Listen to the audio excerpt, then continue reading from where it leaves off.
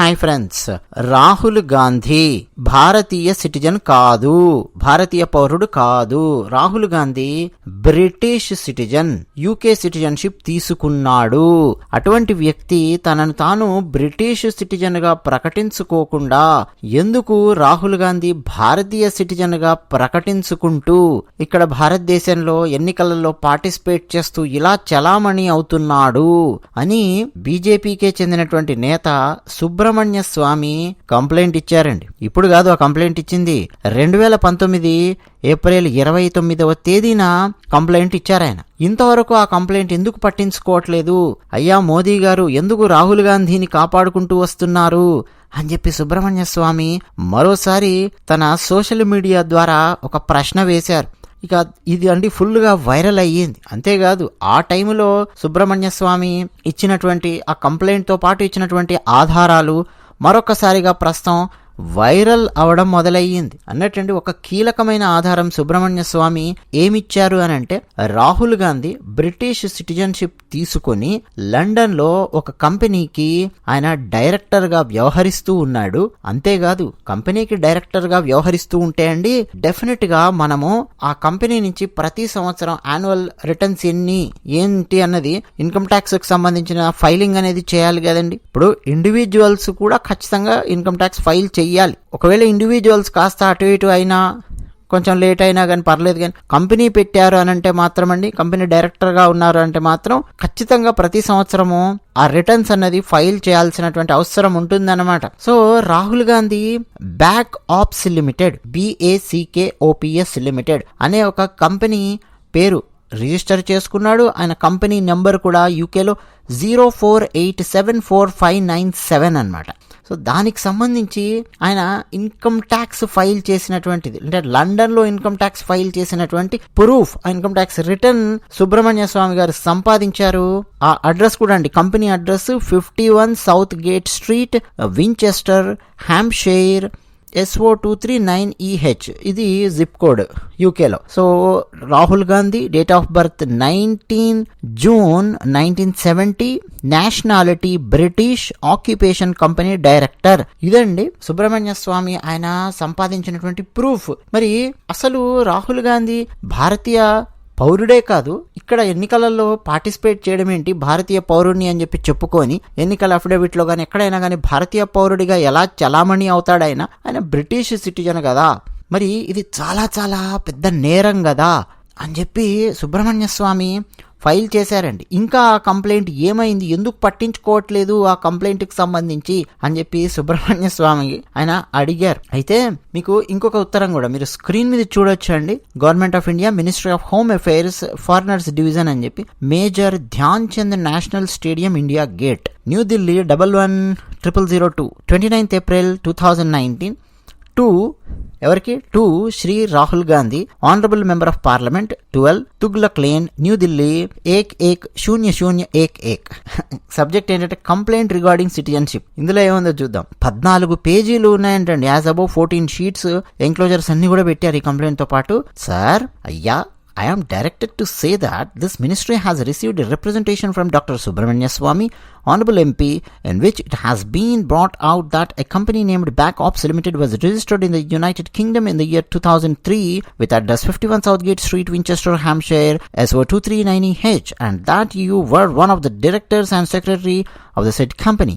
It has been further brought out in the complaint that in the company's annual returns filed on 10/10/2005 and 31/10/2006, your date of birth has been given as 19 June 1970 and that you had declared your nationality as British. Further, in the dissolution application dated 17/2/2009 of the above referred company, your nationality has been mentioned as British. A copy of the letter of Dr. Subramanya Swamy, Honorable MP, along with annexures is enclosed. Number 2, you are requested to intimate the factual position in the matter to this ministry within a fortnight of the receipt of the communication.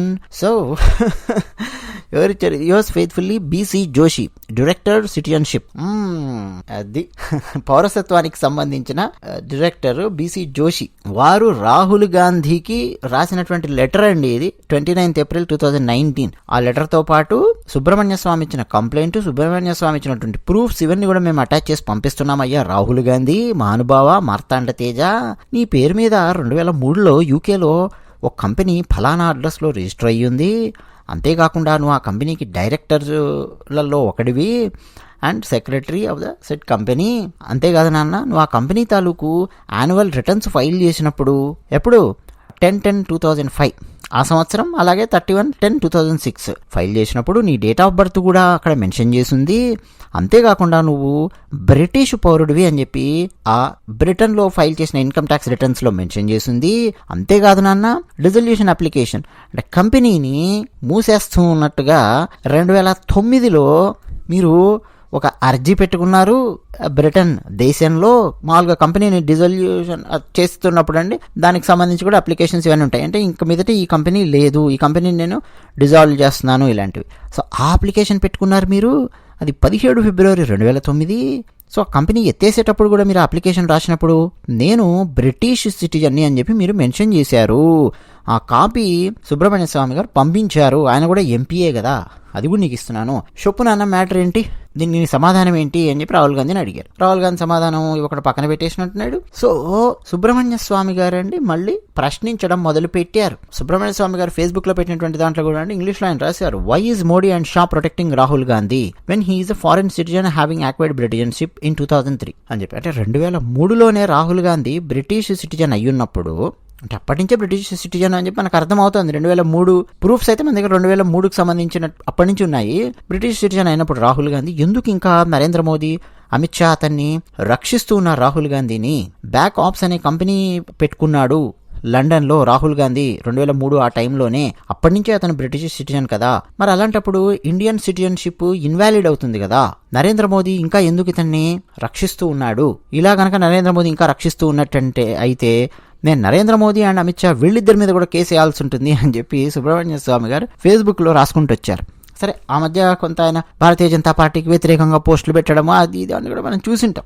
So ఏది ఏమైనప్పటికీ అండి సుబ్రహ్మణ్య స్వామి గారు కావచ్చు, ఎవ్వరు కావచ్చు, మాట్లాడే దాంట్లో న్యాయం ఉంది, నిజం ఉంది అని అన్నప్పుడు ఖచ్చితంగా దానికి సమాధానం చెప్పి తీరవలసినటువంటి అవసరం ఉంటుందండి. అవునా కదా? నువ్వు ఒక దేశపు పౌరసత్వాన్ని తీసుకున్నప్పుడు డెఫినెట్ గా ప్రకటించు, నేను ఈ దేశ పౌరుని కాను, ఆ దేశానికి సంబంధించిన పౌరసత్వం తీసుకున్నాను, అలాగే బిహేవ్ చేయి. ఇప్పుడు చాలా మంది అండి మన భారతదేశానికి చెందిన వాళ్ళు రకరకాల దేశాలలో పనిచేస్తుంటారు. అది ఎందుకు? యూకేలో రాహుల్ గాంధీ పౌరుడైనటువంటి యూకేలో కూడా చాలా మంది మన తెలుగు వాళ్లే ఉన్నారు. యూకేలో కూడా అప్పుడప్పుడు మనం చూస్తుంటాం, తెలుగు సంఘం పలానా సమావేశం పెట్టింది, తెలుగు సంఘానికి సంబంధించి పలానా కార్యక్రమాలు వచ్చాయి, ఎన్ఆర్ఐ కార్యక్రమాలు ఇవన్నీ చూస్తుంటాం మనం. ఆస్ట్రేలియాలో ఉన్నారు, అమెరికాలో ఉన్నారు, రకరకాల చాలా దేశాల్లో ఉన్నారు మన వాళ్ళు. భారతీయ పౌరులుగా వెళ్ళి భారతీయ పౌరులుగా వచ్చిన వాళ్ళు ఉన్నారు, అలాగే ఆయా దేశాలకు వెళ్ళి సిటిజన్షిప్ తీసుకున్నటువంటి వాళ్ళు కూడా ఉన్నారు. బట్ ప్రకటించాలి కదా, నేను ఈ సిటిజన్షిప్ తీసుకున్నాను అన్నప్పుడు ఆ దేశపు సిటిజన్ లాగానే బిహేవ్ చేయి. మళ్ళీ భారతదేశంలో ఇండియన్ సిటిజన్ అని చెప్పి రాసుకొని ఎన్నికలలో పార్టిసిపేట్ చేస్తూ ఈ దొంగ కథలు వెధవేషాలు వేయొద్దు కదా. పోనీ బ్రిటిష్ పౌరసత్వాన్ని ఎప్పుడూ తీసుకోలేదు అని చెప్పి అనుకుంటే దాన్ని ప్రకటించు. పోనీ ఒకప్పుడు బ్రిటిష్ పౌరసత్వం తీసుకున్నానండి, నేను దాన్ని రద్దు చేసుకున్నానండి, మళ్ళీ భారతీయ సిటిజన్షిప్ తీసుకున్నానండి అంటే చూపించు, ఆ డేట్స్ చెప్పు. ఇప్పుడు అక్షయ్ కుమార్ ఉన్నాడండి, ఆయన వేరే ఏదో ఒక దేశానికి సంబంధించిన పౌరసత్వం తీసుకున్నాడు, బహుశా కెనడా అనుకుంటాను, పౌరసత్వం తీసుకున్నాడు. ఆ తర్వాత అక్షయ్ కుమార్ దాదాపు 10 ఏళ్ల తర్వాత క్యాన్సిల్ చేసుకున్నాడు, కెనడా పౌరసత్వాన్ని క్యాన్సిల్ చేసుకొని మళ్ళీ భారతీయ పౌరసత్వానికి అప్లై చేసుకున్నాడు. భారతదేశంలోనే ఉంటున్నాడు, ప్రతి సంవత్సరం భారతదేశానికి సంబంధించిన ట్యాక్స్ కడుతూ ఉన్నాడు. అని మొత్తం డాక్యుమెంట్స్ అవన్నీ ఇచ్చి, అయ్యా నేను ఇక్కడే ఉంటున్నాను, నాకు కావాలి, తిరిగి నాకు భారతీయ పౌరసత్వం ఇవ్వండి అంటే ఇచ్చింది భారత ప్రభుత్వం. అట్లా చాలా ఓపెన్ గా చెప్పాడు అక్షయ్ కుమార్, ఓపెన్ గానే తీసుకున్నాడు మళ్ళీ. సో మరి రాహుల్ గాంధీ ఏమన్నా అట్లా బ్రిటిష్ సిటిజన్షిప్ తీసుకొని 2003 ఆ టైంలో మళ్ళీ ఇక ఎన్నికల్లో ఎలాగో గెలిచేది లేదు, వాజ్పేయి గారు వచ్చారు, కార్గిల్ యుద్ధం గెలిచారు, మరోపక్క అణుపరీక్షలు చేశారు, ఇక మమ్మల్ని ఎవరు దేకను కూడా దేకడు, పట్టించుకోరు, నాకు అంత సీన్ లేదు, పిఎంఐ అంత సీను, అదేదో వేరే దేశపు సిటిజన్షిప్ తీసుకొని అక్కడ ఏదో కంపెనీలు పెట్టుకొని ఏదో ఉండొచ్చు అని చెప్పి అనుకున్నాడేమో, తెలియదు మనకి. ఒకవేళ ఇదే నిజమయ్యి ఉంటే సుబ్రహ్మణ్య స్వామి గారు మళ్ళీ తర్వాత 2004లో కాంగ్రెస్ కాస్త పైకి లేవగానే హమ్మయ్య అని చెప్పి మళ్ళీ ఇక్కడ వచ్చి కూర్చున్నాడేమో, ఎవరికి తెలుసు. ప్రభుత్వం వాళ్ళదే అప్పుడు 2004 నుంచి 2013 మధ్యలో కదా. ఏమేమి దందాలు చేశారు, ఏం చేశారు రాహుల్ గాంధీ గారు తెలియదు. ఓపెన్ గా చెప్పాలి, అయ్యా నేను భారతీయుడిని, నేను ఎక్కడ కూడా సిటిజన్షిప్ తీసుకోలేదు, అదంతా తప్పు అని చెప్పి నువ్వు కావాలంటే కోర్టులో వేసి నిరూపించే ప్రయత్నం చేయొచ్చు. లేదు సిటిజన్షిప్ తీసుకున్నాను, క్యాన్సిల్ చేసుకున్నాను అని చెప్పొచ్చు. ఇవేమీ లేకుండా తిరుగుతున్నాడండి రాహుల్ గాంధీ. సో సుబ్రహ్మణ్య స్వామి గారు చాలా తీవ్రంగానే క్వశ్చన్ చేస్తూ ఉన్నారు. సో నరేంద్ర మోదీ గారు షా ఎందుకు ప్రొటెక్ట్ చేస్తున్నారు రాహుల్ గాంధీని అని చెప్పి కూడా క్వశ్చన్ వేస్తున్నారు. నిజంగా నరేంద్ర మోదీ గారు రాహుల్ గాంధీని ప్రొటెక్ట్ చేయాల్సినటువంటి అవసరం కూడా లేదు, ఏమీ లేదు. చాలా ఈక్వేషన్స్, చాలా క్యాలిక్యులేషన్స్ ఉన్నాయి. చూద్దాం ఏం జరుగుతుందో అది విషయం. ధన్యవాదాలు.